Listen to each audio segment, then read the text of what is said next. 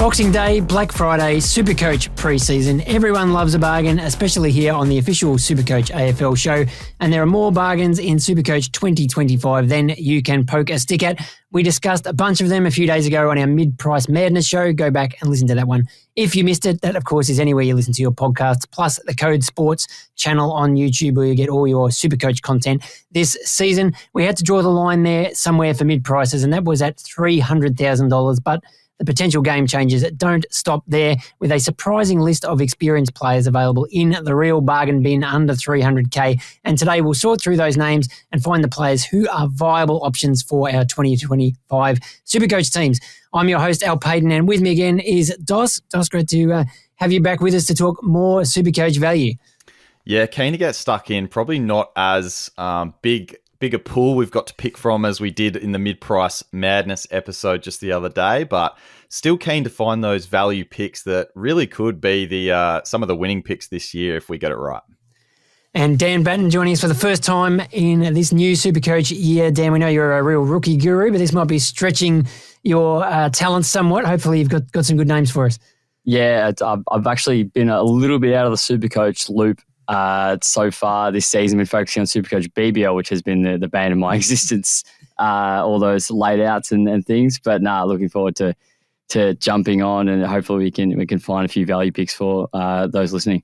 And joining us today, special guest, a longtime friend of the show, host of the Footy Mailbag podcast, Damo. Welcome aboard. And looking at that jumper in the background, Freo might have a couple of juicy little bargains for us when we get to those during the show. Yeah, they might do. Thanks for having me, guys. Some nice cheap guys to have a look at in this episode, hopefully. Absolutely. So the format here will be similar to what we did for our mid-price show, a bit of a draft going around the room, calling out names that we want to discuss. Now, as I said, this isn't really about rookies as such, but I thought off the top we might mention a few names potentially who are sort of older rookies that have been around for a few years, but we haven't really seen much of them, and they're still in that very, very cheap bracket. So they won't be the main content of the show, but we'll mention a few names. And I mean, Dan, this is really your wheelhouse. So is there anybody there that you think could be a real option for us this season? The big one's probably Josh Kipkis, depending on his injury. He's been a rookie for us before and made a heap of cash. And obviously a lot of us jumped on last year and, we made the feel of pain when he suffered that injury so early into the season. But if he can get his body right, I think there's going to be a lot of footy down there for the Tigers. So, and he's an intercept king. So I like him. He's still at a really good price at 153K, and he made about 150K on his starting price a few years ago when he was a rookie. So he's definitely one to consider. I've been down at Geelong training a bit for my role at Geelong Advertiser, and Mitch Never is looking good. I think he pumped out about a 210 score in the last VFL game of the season. He's at 149K as a midfielder. Even Dangerfield said during the preseason, at the beginning of the preseason, sort of tipped him to be part of that midfield group to start the season. He was playing more inside than outside in the VFL. So he's another to look at. Zach Reid is one who's just a perennial rookie, isn't he? He's made a paper, but, at that price, if he is playing, you'd think surely if he's fit, he's playing in that Essendon side. Another bomber as well in Elijah Sardis was an absolute ball magnet at junior level and at VFL level as well. Just whether he gets that midfield role, that's probably the only question mark, because he can certainly find the footy. And Neil Erasmus as well. From the Dockers, one of Damo's men over there, forward midfielder, and at a pretty good price as well. Just be whether he can squeeze into that pretty stacked Freo midfield. Yeah, I was going to throw to Damo on that one. I mean, he's been putting up some big numbers in the waffle. I know the Phantom is a big fan, but yeah, can you see a spot for him in the best 23 or 22 at the Dockers? Well, with Fife and Walters going under the knife to fix up their knees, maybe he might get a role to start the season and be a good moneymaker over the first 6 or 7 weeks, and someone we can jump off pretty quickly, but someone we can start with to get a nice run of scores from. And yeah, as Dan mentioned, the fact that he's a forward mid too, that helps, because we need some players for our forward benches. Another one in that category, Dos over in the Eagles, which I know you're watching very closely. Elijah Hewitt, how is he shaping up this preseason? Will we actually get a chance to see how good the Eagles think he can be? Well, I hope so, yeah. I think I haven't seen too much yet coming out of Eagles, but I think, yeah, if we get a good look at him in the preseason, there's nothing like he should be basically in every team, I think. He was a highly touted pick, could play through the midfield, even had some bursts through the midfield in his rookie year, but then missed the entirety of last season. So he's coming in at basement price, heading into that third season. I think it's kind of a no-brainer pick if he does, if his body does hold up in the preseason. Yeah, nice. All right, well, we'll get now into the really interesting names, which is going to be a bit more fun, I think, and especially when we get to some of these late picks, I reckon we'll be coming up with some pretty juicy ones. But what was the draft order that we came up with? I think I'm running last again, am I? So, yeah, the draft order we have today, which I did sort of have to make some shuffles for a few late outs here, but Dan's coming up with the number one pick. Al, you're coming second today. Oh, okay. So, Very good. Not too far down. Then it's me, and then we've stitched our guest up with the final spot in the draft. As we know, we're not doing a snake draft. This isn't really a draft in terms of who you'd pick first, who you'd pick last in this sort of positions. It's just more your gut feel, who you want to pick and who you want to talk about in these under 300K brackets. So we're not talking about it as a draft. It's just sort of to get just to have a bit of fun with this episode, Al. Yeah, absolutely. So, Dan, over to you. We'll call it the number one pick. You're on the clock. I'm going to take a bit of a cop out, and it's probably going to take me about 10 seconds to lodge this pick in this bracket. Caleb Daniel, he's priced at 50 average, which is just insane for someone who's a all Australian in the past and someone who's been a pretty consistent SuperCoach scorer when he's had the role. He hasn't had the role the past couple of years. Was the sub 8 times last season when he got absolutely bevoed. But scored 97 and 100 in his last 2 games for the Bulldogs. And even his manager was saying when he got traded to North Melbourne that he wanted to be happy and free, and obviously spoke about that half-back role. And I think it's a nice fit there for North Melbourne. They need someone to use the ball well. They had Zach Fisher, for crying out loud. That's who they turned to off half-back. So I think he's one who's going to take all those points. Even McKercher, does he move more into the midfield in 2025? I think it's only a matter of time until he does. Caleb Daniels just, throw away the key, I think. Anyone want to think of a reason not to pick Caleb Daniel? I haven't got any. Seems pretty straightforward there because averaged 93, 101 and 99 at the Dogs in the 3 seasons that he was playing that role. So even if he only replicates the 93, that's still a good selection at 269K. Yeah, 100%. I mean, he's one that you could imagine being a season-long keeper for, 250,000. So, pretty hard to overlook that. Well, we jump straight to the second pick then, and I've got a few names up my sleeve, but I better go with the guy before anybody else picks him, and that is Tom Lynch at the Tigers, 183,000, which is an equivalent of a 35 average. So that's really rookie level. And, we've talked about Tom a bit on some of our pods already because obviously I'm a big fan as a Richmond man. I'm just desperate to see him get back out there. He only played 4 games in each of the last 2 seasons. Hasn't played a full season since 2019. So he's always got those issues with his body, and that's obviously the big red flag on him and the watch over preseason. But touch wood at the moment, he's looking pretty good. Went down to Punt Road just before Christmas and he was looking absolutely ripped. Took part in some of the match sim, was moving nicely. So you just hope he gets through to at least round 1 and hopefully enough into the season to at least make us some money. Obviously, key forwards, always a bit of a lottery, and, playing key forward for Richmond is probably not going to be the most lucrative role you could imagine. I mean, you go back to that 2022 season when he averaged 94 for the year and he finished the season with some really high scores. I think he had a purple patch in the middle of the year where he went 167, 184, 177 in a 3-week patch. So that'll be amazing. But I'm not expecting anything like that. But if he can just grab a bag of 3 or 4 a couple of times, spike his price, that might be enough for us to just make a quick 100, 150K out of him. And trade him on. But, no early buy for the Tigers. They played their first game in round 1. So if he's named in that team, I think he's going to be in my SuperCoach team, maybe on the field or on the bench. You could probably put him on the bench with the emergency, but that's getting a bit ahead of ourselves. But, obviously I'm a big Tom Lynch fan. So am I just blinkered by my Tiger supporting views, or is there something genuine there, Dossie? Oh, I mean, at his price and given, he's a veteran of the game, if he gets on the park, he's should be value. But I don't know if I can bring myself to bring in a key forward at Richmond out this season. So I think you're guaranteed to use a trade. And if we see an injury, which, unfortunately has plagued his career late in his career, you're just going to waste a trade. And does he even go up that much in value? I might just start with someone that is the basement type if we do get those players named round one before the game open, like when round one begins.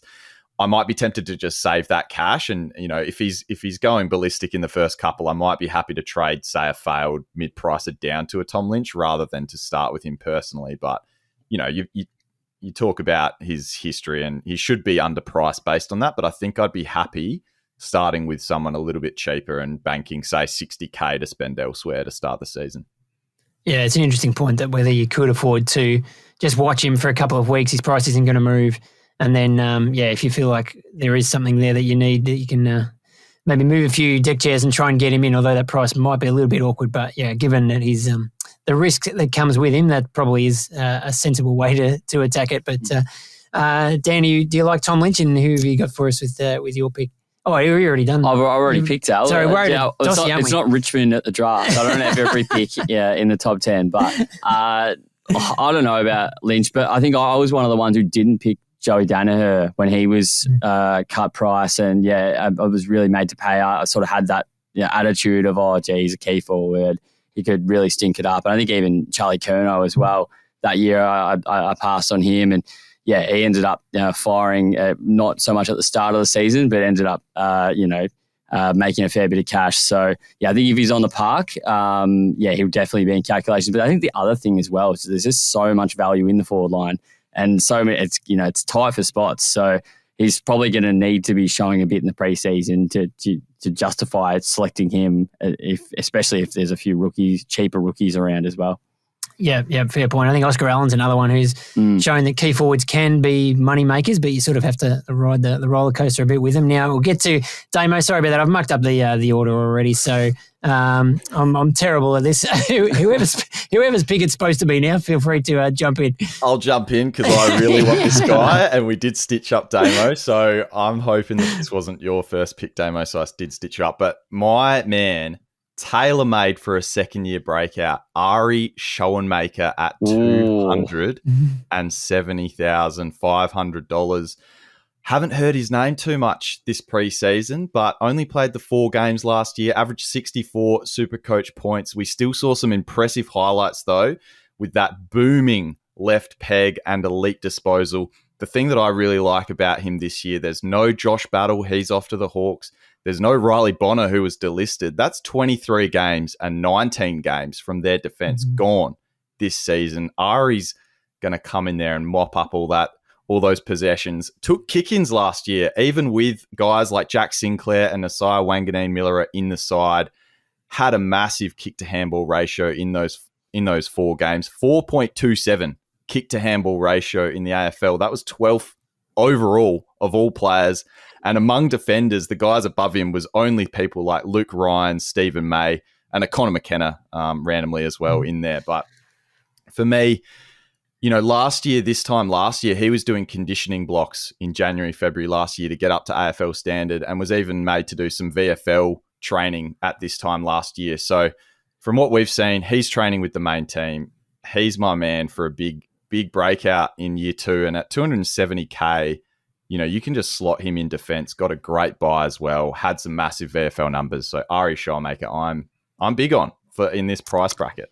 I did own him late last year, and he's very fun to own because every time he kicks it, it's always 55 to a contest. And he did have a couple of bigger games. The one, I guess, counterpoint is Toby Travalia coming in. Does he take those points? Does he take the role? Yeah, if I think Arie's kick-ins is a huge plus because he can, kick it 60 on a bad day, and really, with his penetrating kick, really set it up from defence. But yeah, it will be interesting to see if his role, if he is a lock in there, and if he is that number one distributor from the Saints defence.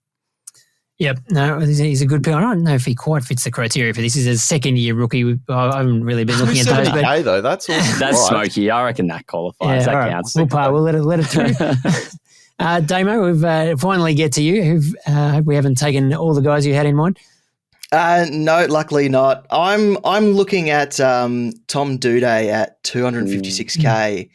So he's priced at 49. He averaged 70s and 80s at the Crows, but in 2021, he finished with an 85.4 average for the year, but first 9 games averaged 92.3, and then the last 5 games averaged 90.2. And we know at the Crows, they didn't always have the most conventional key defender setup. So when he had his low games, that's probably when he had to be stationed back in a lockdown role. But now he's at Brisbane, obviously a year out of the system with the ACL, but I don't think he plays too much lockdown with Starcevic, Payne and Andrews all down there. And his high ceiling games came when he was able to roam up to the wing and go across halfback and intercept and distribute a bit more. So 256K, even if he only gets up to his 80s average, he's still going to make a bit of money for us. Yeah, I must admit, when I looked up some of his numbers, I was a bit surprised by some of those 80s and scores and above that, which I thought he was a real lockdown fullback kind of guy. But obviously has the potential to score a bit, but hasn't been much news around him over the summer. Do we know if he's how he's tracking on that sort of injury comeback? I don't think it was a full tear that he did of his ACL when he did it. So I don't think they were worried about him being out for any proportion of this season, but I don't know if he's in full training yet. But we saw how good Will Ashcroft was after his recovery. So we know that Brisbane know the steps to make their players return in the best possible condition. Yeah, no, definitely one to put on the radar. So I think now we circle back around to, it is your turn again, Dan. That's now, right. As you say, with the Tigers, up to about your 4th pick. But we got another name we can put on our watch list. Yeah, I'm going another line. I'm surprised he's slid this far. What an absolute slider. Keidean Coleman at 269K, a little bit out of sight, out of mind, but at that price, it's hard to miss him when you're scrolling down the list, trying to look at defender options. 270K, obviously suffered that ACL in the first round of last season, but you look at what sticks in my mind is that 2023 final series. He pumped out a 127 in the prelim against the Blues, and then it was pretty much best on ground in the first half of that grand final against Collingwood. He had 26 disposals, 6 tackles, 8 marks, 7 rebound 50s, 127 SuperCoach points again. So that's back-to-back 127s from his last 2 completed games. And you think that he's got a pretty defined role there for the Lions. So, yeah, I think he's a quite a good pick there in defence. There's obviously a few other options like Callum Mills in that sort of cheaper sort of price range. But, yeah, I think he's probably going to be in my team, I would have thought. I guess the one question mark maybe is, does he take kick-ins? But, I'm probably getting Keidean Coleman to take kick-ins over maybe a Connor McKenna. But Dane Zorko, he loves to race Zorko back to the bag. Yeah, there might be a bit of a race there back to the hopefully he doesn't run too fast and do his ACL again. But that's probably the only real question mark. So it'll be interesting to see where he slots in. But yeah, it's great. It's a great price. Damo, how much are you thinking about the fixture at this stage when we're already talking about a Coleman and maybe a Doedee and then Callum Mills, these guys, and they all have a bye in round 3? Is that something we should be panicking about in early January? I mean, keep it in the back of your minds, but it's only just the team pick. You just play around, find the players you like. But yeah, Keidean Coleman, like 12 months ago, he was in a lot of teams at 398K, and now he's at 269K, so he should be just as popular. Finished 2023 with an average of 94.9 if you include the finals. So, I mean, over the last 10 games, So I see no reason why people shouldn't pick him. And even in that game that he tore his ACL in, he scored 37 in 44% game time, which is a pretty good points per minute. So, yeah, he should be pretty popular this year at 269k. Yep, he's another one we'll obviously be watching pretty closely over pre-season to see how he's tracking on the comeback from that ACL. So if I am looking at things rightly, I think I have the next pick, and I'm going with a Crow in Isaac Cumming, former Giant, who I have picked in Supercoach in the past, priced at just 53 average this year, 287k after really sort of falling off the radar for the last couple of years. He averaged 92 back in 2021 and 94 in 2022, which I think I must have picked him in one of those years. But in 2023, that fell to 69, and then he only played 4 games last year, although he did come back in for the finals and scored 64 and 103. So sort of pricks up your attention, and then he moves over to the Crows, where you think obviously they've got an idea if they want to play him for start, which that's an immediate boost. I guess the big issue is going to be where does he fit into that Crows team, and if he's in the back line taking kick-ins, which is something he's done in the past, I think that is what I really want to see. He only took 1 kick-in for the whole of last year, and he didn't play on from it. But if you go back to 2021, he took 140 and played on from 77%. In 2022, he took 129 kick-ins and played on from 90%. So no coincidence that's when he was scoring really well. So for me, it's just a really close watch in the preseason to see exactly where he's playing. I think he's had a bit of a hamstring niggle already, which is a little bit of a setback, which is something that he's had some problems with. So that's not ideal, but you'd want to get him back in, for at least for those preseason games and get a good look at him. But at that price, he's another one. We talked about James Peatling the other day. Could you potentially pick both of them? But another real serious option there in the midfield. I think it, just the under 300k price range. Yeah, just the injury concern early. It's just it's something that, unfortunately must be talked about. But do you really? I guess I'll throw it to Damo. Do you see him getting back to those GWS ways, or do you think sort of the game has sort of sped up a fair bit since he was doing those big numbers, taking lots of kick-ins? Do you think he can still have a big enough impact to?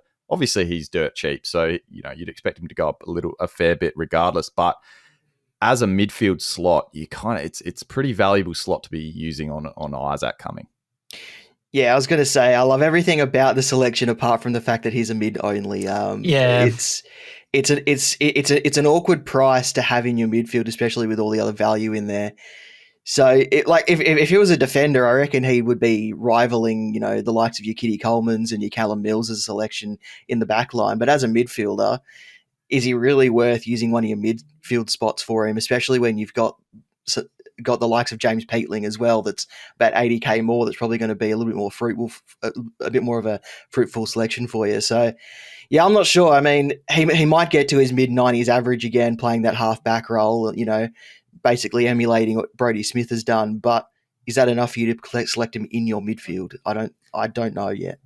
Yeah, fair question. I mean, I think he's a definite candidate to get DPP maybe at round 6, whether that helps at all. Sort of a few of us picked Nick Martin last year under that theory that at that time you could swing him back to the back line. But yeah, it's hard when there's only so many slots to go in the midfield, and we have, as Dan keeps telling us, all these amazing rookies that we want to pick in there as well who might score well for, 50 or 100k cheaper than Cumming. So, he's definitely not a lock, but definitely someone I like the look of. And as I said, I have picked him in the past and he's been good to me. So I'm keen to see how he goes over at the Crows. Does he take the kick-ins, do you reckon, at the Crows? Yeah, that's a good question. I mean, again, we'll just have to watch and see. I don't think they had a real obvious designated kick-in taker last year. So it's potentially open, but he has also been known to sort of slide up onto a wing and, we definitely don't want him doing that. So, we'll see what the role looks like when we start seeing some intra-clubs and actual practice matches.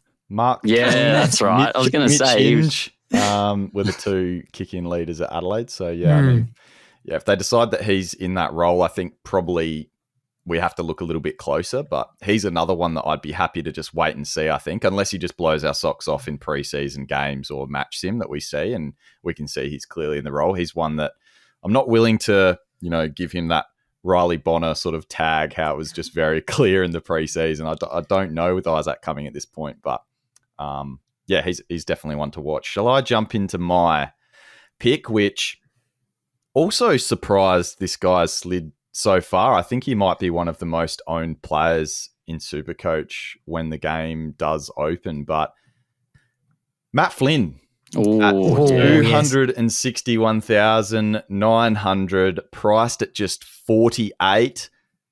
A ruckman that the West Coast Eagles desperately need. Just the 4 games last year with ankle and hamstring issues. Played 6 games in the waffle as well.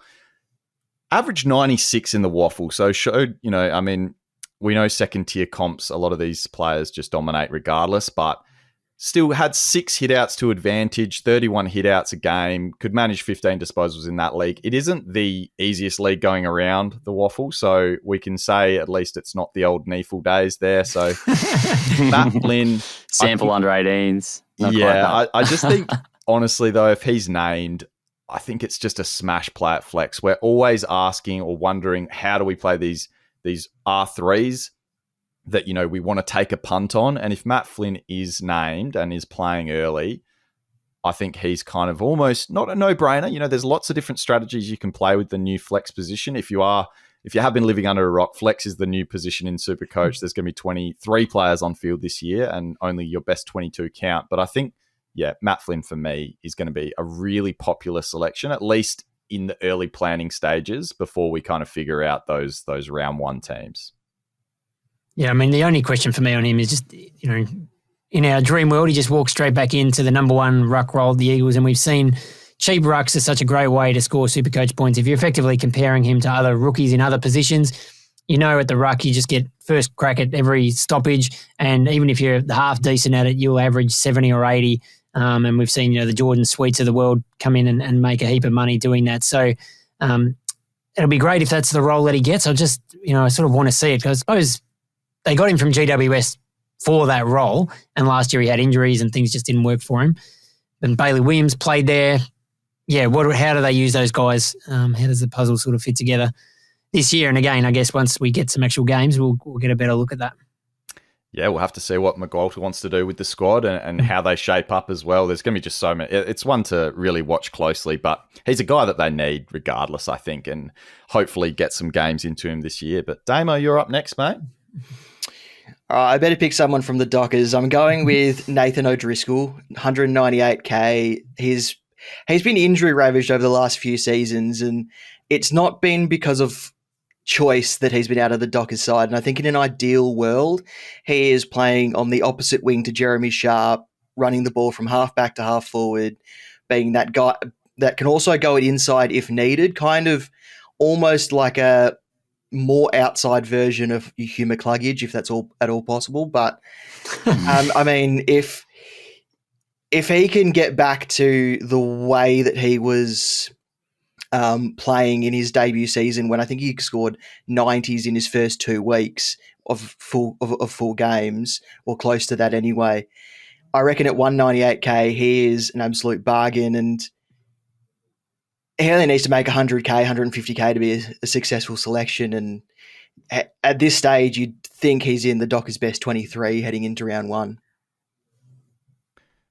I remember his rookie year. I think, he sort of came out onto the scene, because I think his second year, he sort of managed to crack into the team, I think it was. And yeah, he seemed to be kind of that heart and soul player, Damo, like you're saying. And he sort of has had some big performances over the years, but coming in at sort of basically almost basement, or you're paying sort of like a top end draft pick, sort of top 10 draft pick range. Dan, do you reckon he's got sort of maybe a bit more job security, or would you sort of be leaning towards, I know you know the draft really well, would you prefer to spend that money on one of these, gun players from the draft this year? Yeah, it's an interesting one. We sort of know what we're going to get from O'Driscoll, and he has been a profitable rookie before, but he was at that basement price. Of course, playing in that wing role, it'll be interesting to see sort of which, obviously, even look at like Melbourne, there's often an unrewarded winger who, or even Camden McIntosh, say, at Richmond, who's not getting many of the touches, but he's just running end to end. So is it Jeremy Sharp who's, getting most of the possessions and playing in the attacking role, and it's Nod playing as in the defensive role. So I think it'll be interesting in that regard. But yeah, you compare it to say like a Josh Smiley, who's probably going to be playing inside midfield most weeks. And and there's a host of others who could potentially be in the frame in that midfield mix. I'd probably have others ahead. I think unless he really shoots the lights out in the preseason, and we know he's going to have like a pretty promising role. But yeah, I mean, it's definitely one to look at, especially if those other midfield rookies don't emerge, or that maybe they debut a bit later than opening round or round one. Yeah, absolutely. So it's back around to you, Dan. We've got one pick each left. Is there any gems still left on the board? There's not a lot, to be honest, but I'll go a bit outside the box. I've been a little bit cookie cutter, and this isn't really the podcast of being a cookie cutter, but I'll go from a guy I've been watching at Cats training in Cam Guthrie, 278k midfielder, priced at 52 average. He won a best and fairest he was joint best and fairest in Geelong's premiership year in 2022. But since then, he's only played about 10 games all up. And last year, he played about 5 or 6 games. 7. I think it was about 7 or 8 games all up. And that was including VFL as well. He tried to, get back in late in the season. And after, that Achilles issue that really plagued him throughout the season. But yeah, and his year itself, it looked like a decent. He actually was going to be in my team to start 2023, and then his first practice game pinged his quad. It was pretty much in the first 10 or 20 seconds of the game. So injury obviously is the massive question mark, but he's been running well. At Cats training, obviously it's only running, but he's on a bit of a modified program there down at the Cattery. So we know what he has produced in the past. You'd think that's probably beyond him, but if he can get to a 95, 100 average, especially over those sort of first 8 weeks, you can easily pivot to a premium after making a fair bit of cash. And but obviously, along with those injury issues, he is 32 and he does have that round 3 bye. So if you are picking him, you probably can't pick your Keidean Colemans, Tom Doedee, and a lot of those guys. But yeah, I think he's another one. Obviously, it's slim pickings in this sort of bracket, but another to keep a bit of a watch on during the preseason. Well, Bailey Smith obviously is the other one who shares the bye, of course, playing in the same team. But we've been talking about him a lot, and a lot of the talk is, who's the Cats' number 1 midfielder? Baz is just going to walk straight in there. But how do you see it shaking up? And is Cam Guthrie part of the mix? Yeah, it's an interesting question because obviously you got Bailey Smith, Tanner Bruin, Cam Guthrie if he's fit. You'd think Danger's probably going to be out of there a bit more, but they still did so much better when he was in versus when he was out. On the sidelines. Jai Clark, obviously. Yeah, Jai Clark. But yeah, I don't think they've been trialling him off half back to start the preseason as well, which is interesting because he doesn't have a great kick on him, but yeah, he's pretty agile.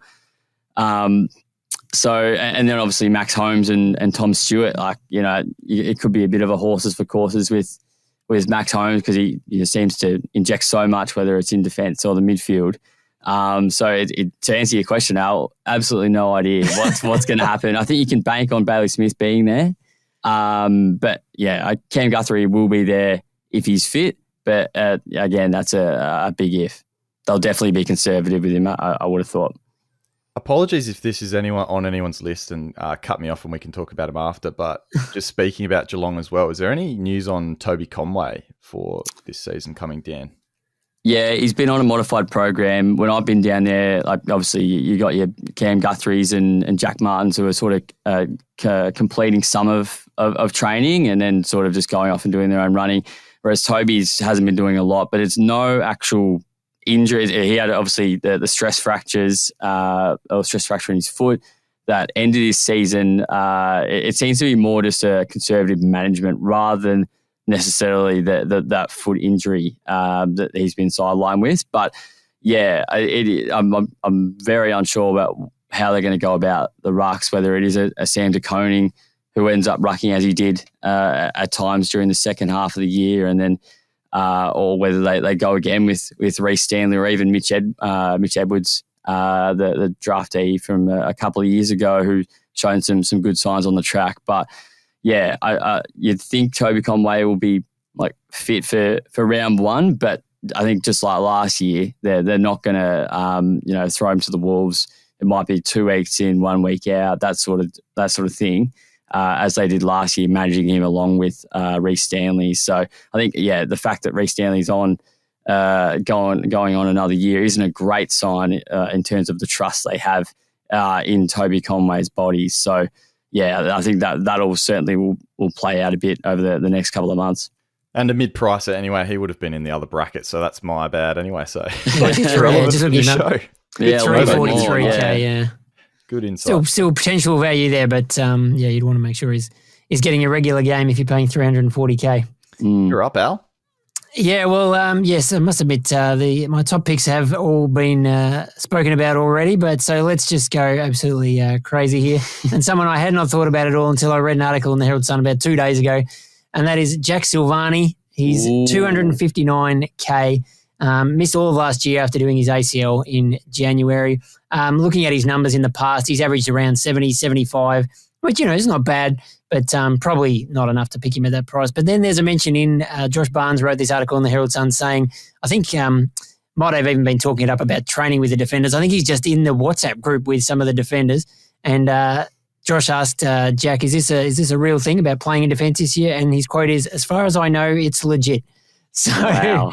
We're definitely one just to pencil into the watch list. And if, we've seen this before where players that you hadn't really even thought about go into defence and play a role where they're maybe, you can imagine him playing a bit loose, floating around, getting some uncontested intercept marks even, and that can be a real ticket to SuperCoach scoring. So he's one to keep in mind. I remember picking Mitch McGovern down at the Blues a couple of years ago, thinking he's going to take all these intercept marks and didn't quite work out. But, Jack's a very solid citizen, as we know, and it could be a fun pick in SuperCoach. So he's a forward, obviously. So, again, we talk about the forwards being pretty crowded with all these value picks, but he's another one that we could potentially look at. Yeah, had that fantastic year a couple of years ago, but he was playing quite a bit of midfield and like almost backup ruck when he seemed to score well, because I remember I was a draft owner at the time and he had the weirdest role. He could just sort of throwing him in defence probably isn't a surprise. He's sort of a jack of all trades, can do a bit of everything. So yeah, he'd be a real punt for me. I think I know you had to clutch at something there, Al, but I think I'd be really waiting to see some sort of roll out of him. I think he'll be purely on my draft boards in SuperCoach and nothing else. But this could How many teams? You got 18 teams in that draft? Is your last pick? Look, speaking of players taking a punt on, this is my final pick, and another guy that maybe's left a sour taste in our mouth in the past, and certainly been mostly just draft relevant, but coming to the power this season at $233,700 to take Dan Houston's role, surging up to a 95 to 100 average. We got Rory Atkins. Wow. At the power. Are you talking in the sample SuperCoach or 100 yeah, average? Most likely. 3 games at AFL level last year, only averaged 38. But in the VFL, he was absolutely killing it for the Gold Coast Suns last season. 33 disposals a game, 21 kicks, went at 77% kicking efficiency, racked up 10 marks a game and 7 rebound 50s, 127 SuperCoach points for him on average in those 16 games. So not a small sample size for that average. Why not Rory Atkins? They're searching for a player to use in their back line that, who is it? Is it going to be Josh Sin? We've had names. We hear Josh Sin's name every preseason just about since he's been drafted. So 5 seasons averaging over 70 for Rory Atkins, including 72 as recently as 2023 from 17 games with the Suns. So look, at 233K, I'm probably not bold enough to do it, but we've heard over here in Adelaide, he had a presser when he first came. There was quite a bit of Rory Atkins buzz. They threw him to the media a few times. But he was saying, look, I'm keen to have an impact this year and beyond. So he's sort of pegging himself into the lineup for a few years to come still. So look, if his confidence has anything to show for it, maybe he will have a role this year. Let's wait and see. But if he is named and he has a role, there's plenty of ball to go back there with Dan Houston out of the side. Damo, your thoughts on Rory Atkins? I have no thoughts on Rory Atkins. He has not come into my thinking at all. I know a few years ago he was rookie priced or pretty close to rookie priced, and everyone was wanting to get him in late in the season because he was the only one actually making money. But as far as a selection for 2025 goes, I think I'd have to be pretty down the bottom of my list as be selecting him in my starting side. Damo, just a quick quote from Chris Davies, like just when they did the Houston trade and got Atkins. He said of him, "We think he can add depth to our squad overall. You know, the issue we've got with senior players at sample level, we think he can definitely do a job for us there." So I think that says all you need. Pretty much the saying we've picked a sample player. That is rough. That is rough. All right, Damo, round out this. Who have you got? Have you got some diamond in the rough that we've missed here? I think my pick might be worse than Rory Atkins, to be honest. I've gone with Bailey Humphrey at the Suns, 270K. In his debut season, he had a 5-round average of 96.2, and everyone's picking or has picked Shai Bolton in the past because of his role that he moved when he rolls up into the midfield off the half-forward line and sometimes attends some centre bounces. And Bailey Humphrey, when he plays that role, he has a really high ceiling. No idea what Damien Hardwick has planned after all these acquisitions in the off-season, drafting Leo Lombard, got Noah Anderson, Matt Rowell. Who knows where Sam Flanders plays this season? What do they do with John Noble and Daniel Rioli? But if Bailey Humphrey can forge a role similar to like a Dylan Moore, like a Connor McDonald kind of thing at the Suns, and he has some midfield minutes pushing up from half forward, then Bailey Humphrey might be someone we look at, but it's not a great selection to round out the podcast with, but just someone that sticks in my mind because I had him late in that season when he was getting those big scores, and because I think we all jumped on him around that buy because we wanted some money to play with in upgrades in that season. I remember, I think there was a highlight from when he played VFL, I think before maybe getting into the AFL, or a preseason highlight. It was something where he did the dusty fend off and it was a goal from outside 50. So I remember some dusty comparisons early in the career. And yeah, I didn't know that 5-round average you mentioned. I think that sounded pretty from memory. He had this ridiculous run where he kept kicking. In Darwin, that's right. He kicked like the winning goal 2 or 3 games in a row, or the clutch goal to Sealer where he got this extra little spike at the end of the game to push his score up. But I remember that because I didn't have him, and it was really annoying that he kept doing it. But I think, Dan, you might have been a happy Humphrey owner, if I'm not mistaken, back then, and also did a bit of work on talking to him before he was drafted. Yeah, no, he's a great kid. Does a lot in the mental health space. So I spoke to him in the lead up to him being drafted. So I watched him very close. I think it's a matter of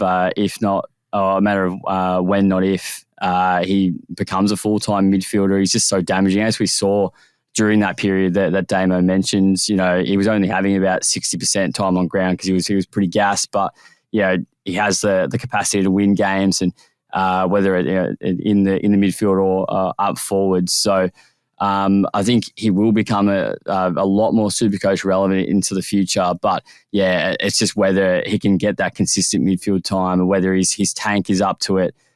Because if that's all. If he's ticking those boxes, then he can have 25 disposals and win you a game, and kick 2 goals. So he's super damaging, super powerful at the contest, and as we saw, can kick goals. But it's just that midfield forward split. Whether it sort of tips over that sort of 60%, then we can definitely consider it. But it's hard to break into that Suns midfield, especially with guys like Leo Lombard and obviously the stacked midfield they already have. Interesting that you said, he's already pretty mature guy, talking about some of those mental health issues very early on. And he did an interview with Callum Dick up in Brisbane in December where he talked about being compared to Dustin Martin early in his career with, some of those traits that he had. And he said that, he did actually struggle with that a little bit. And the quote is, "It did take a toll on me mentally. I felt like I had to be him, having 30 disposals and 3 goals every game. And when I didn't do that, I felt like I was letting people down." So he's, that's sort of something that he's actually working through himself to, as he says, forge his own path. And, he knows he doesn't have to be, compared to someone like Dusty. So yeah, he's got a pretty mature head on his shoulders, and from what we've seen, it'd be great if he can break out and have a successful career. But yeah, would that translate to a successful pick in Supercoach? I mean, potentially the price is tempting, so definitely one to watch. I think now if we're not picking him in our classic sides, we're definitely looking at him in our keeper league, in our draft league. So 100%. Yeah, regardless, a great pick there, Damo. Yeah, good shout. So I just had a few other names that we didn't get to, but I thought I'd just mention because it's sort of surprising how many experienced players show up when you do look through the scrolling down to the bottom of the Supercoach prices, and some pretty surprising ones in there, or just some blasts from the past. I mean, I've seen in a couple of early teams, Keidean Coleman Jones, he's only 128,000 as a forward, but we know he hasn't quite fulfilled his potential, and also he's got a delayed preseason at the moment with some complications in his recovery. I think he's sidelined until May or June with that as well. He had a really nasty injury last year, stretched it off, so we can probably cross him off the list. But when maybe it's a mid-season downgrade option at 130k. If he breaks in, Jai Farrar, who not a hugely well-known name, but it caught my eye because I know our friend Tim has picked him in the past in Supercoach. Maybe he'll go there again this year. He's only 119,000 despite being aged 28. He was originally drafted in 2019, but struggled to get a game in the last couple of years. Back over in Freo, Oscar McDonald only played the one game last year and hurt his knee, so I don't know if there's any hope that he'll get back into Freo's best team, but he's only 119k in defence, so there's a few others there. What about David Swallow, former number one draft pick? He's played 240 AFL games. He's 233,000. Defence forward, DPP, does that tempt you at all, Dossie? Not at all. What about talking about the Eagles? Like every time last year, wasn't he? Swallow? Yeah, no, actually, he was the sub 9 times. Yeah, so became a bit of a professional sub, but got another year on the list. What about Dom Sheed? What happened to him? He's now 238,000, but only averaged 44 last year. Yeah, I thought about mentioning him on this show. There was just guys I probably like more. Maybe he could have taken the Rory Atkins spot, but look, Sheed, I think I started to worry. I think it was 2 years ago, people were talking about him as an option, and I saw him wearing the career savers out there on the field, the old Asics trusty shoes that you only wear when really you're towards the end of the carear, not the start. I think I wore it my whole junior career, so it probably says a bit about my footballing ability. Generally, but no, he I hope he gets back to his best. He's only 29 years old, so probably in that mold of, I think he's even younger than your Cam Guthrie, who, if he can crack back in, but both those guys, veterans that have done it before. Sheed's never been to the heights of a Cam Guthrie in terms of his Supercoach scoring prowess, but obviously a match winner, as we saw in 2018. So a guy that, thank you very much, Dom. So to get that one in, just for the Collingwood fans listening in. And lastly, one for Damo. What about Michael Walters, down to 236,000 at the Dockers, still running around maybe last year, you might think, but is there anything left in the tank for Sun? I don't even know if he's in the best 23 anymore. They've got Bolton, they've got Switkowski, they've got Sturt. They've just drafted Murphy Reid, and then a year ago they got Cooper Simpson as well. So is Michael Walters even in their best 22 or 23 anymore? It's hard to. You can make a case for him, but it's also hard to endorse the selection as well. Maybe a specialist sub. Come on, impact player. I remember. He was a favourite, well, not so favourite pick in Supercoach in years past when he had a blistering run in the midfield, and I brought him in at some ridiculous price, and then he went straight back to the forward pocket. So, but I do like watching him play. He's a good, fun player to watch. So, I think all the names really exhaust who I had down, but there's plenty to choose from. Oh, hang on, I've missed one. I think the one that's snuck through, Angus Sheldrick. I don't mind him. He was looking all right a couple of years ago. We thought, he's just he obviously had awesome junior numbers again in Waffle under 18, so akin to sample under 18s. But I've had that sort of Bailey Humphrey effect where he burst onto the scene and had a good sort of 5-run game, and with Luke Parker out of that side, like, do you think he is a decent shout, Dossie? Obviously a WA boy, but. Do you think that Dean Cox will play him in 2025? Yeah, him and Braden Campbell, I'm really interested to see where they fit into the side, because Campbell's also a cheaper price player that should be, I think, getting more opportunities this year. But averaged, I just looked it up, 88 SuperCoach average in the VFL last year for Sheldrick, which includes presumably an injured game of 9. So you'd probably bump that up a little bit into the 90s there at least. He had 6 or so tons, and you'd also presume that would have been playing a little bit with Luke Parker, so in the VFL last year. So Yeah. 24 disposals a game, 4 marks, 6 clearances. But yeah, he was one that when he did play early on, I was really keen to see him play, seemed to be able to rack up the pill. So definitely one that I would consider. He's in that super cheap sort of rookie bracket. He's definitely one that I'd be locking into my team if we see that Dean Cox, has his eye into some sort of role for Sheldrick. Yeah, from memory, he was a real points per minute guy when he burst onto the scene. He had very low game time, but when he was on, he showed he could actually score points. One other name that I forgot that I will mention in passing too, just because maybe we could finish up with him, because we know he's a favourite of the hipster and the Phantom's lair, and that is Jack Carroll, famously captained by the hipster one day by mistake. And he's moved from Carlton to St Kilda, was picked up as a delisted free agent. Actually played 15 games for the Blues last year, but was the sub in 9 of those. So, we talk about the St Kilda midfield. Who knows what they're going to do over there? But he's only 224K. He's a forward mid in SuperCoach. So just wanted to keep an eye on if he does get a look in the pre-season. He's got a decent game, can win clearances and get his hands on the pill if he gets the opportunity. So he's another one coming in pretty cheap that we could potentially look at.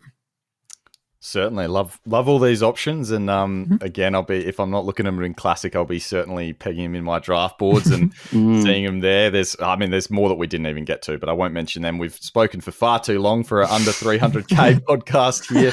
Thanks so much for joining us, Damo. Let us know where we can listen to you and find you on the socials there. Yeah, so I host the Footy Mailbag, as was said at the top of the podcast. Head to thefootymailbag.net, and that's got all the links to all of our social media and all of our episodes when they come out. Thanks very much for joining us, Damo. And of course, if you could also leave a rating review if you're listening on Spotify or Apple, and then also follow along, see our beautiful faces on the YouTube channel this year at Code Sports. That's where you can find all your SuperCoach AFL content this preseason and into the season. But thanks very much for listening, and we will see you on the next podcast. We'll be talking premiums, throwing away the under 300K bargains, jumping straight into premiums next episode. We'll see you then.